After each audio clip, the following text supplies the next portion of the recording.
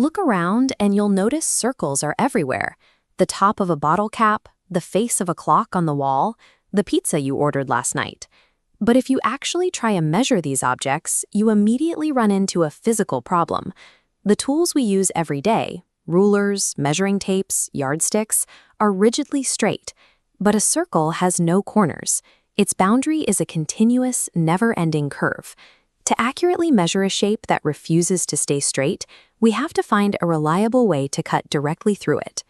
Take a coin, any standard round coin you have in your pocket. Find its absolute widest point.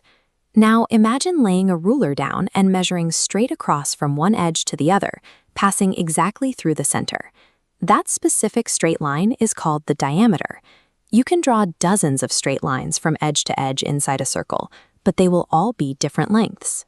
The diameter is the mathematical ceiling, the longest possible straight line you can fit inside that boundary, anchored directly to the center.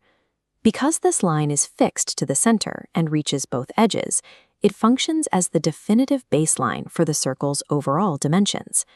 Let's scale this up from a pocket coin to a piece of city geography. Imagine a massive circular city park. If you decide to go for a run completely around the outside edge of that park, you are tracing its circumference. But as you can see on this map, if you decide to take the shortcut straight through the middle, walking from one entrance to the exact opposite side, you are walking the diameter. You are navigating the exact same geographic space, but experiencing two distinct physical journeys, one curved, one straight, which leads to a crucial mathematical question. How does the length of that straight shortcut directly dictate the total distance of the curved boundary? It turns out, if you know the exact length of the internal shortcut, you can determine the length of the outside edge. The connection between the two is pi, a mathematical constant of roughly 3.14. Pi acts as the fixed ratio that translates the straight line into the curve. Look at this model bicycle wheel. Its internal diameter is exactly 70 centimeters. To find the circumference, multiply that 70 centimeter shortcut by pi, roughly 3.14, giving us 220 centimeters. That translates directly to movement. 220 centimeters is exactly how far it travels in one full rotation. An internal straight measurement directly dictates the physical, real-world forward motion of a curved object. In practical engineering, this measurement acts as the primary constraint for how objects are built and how they perform.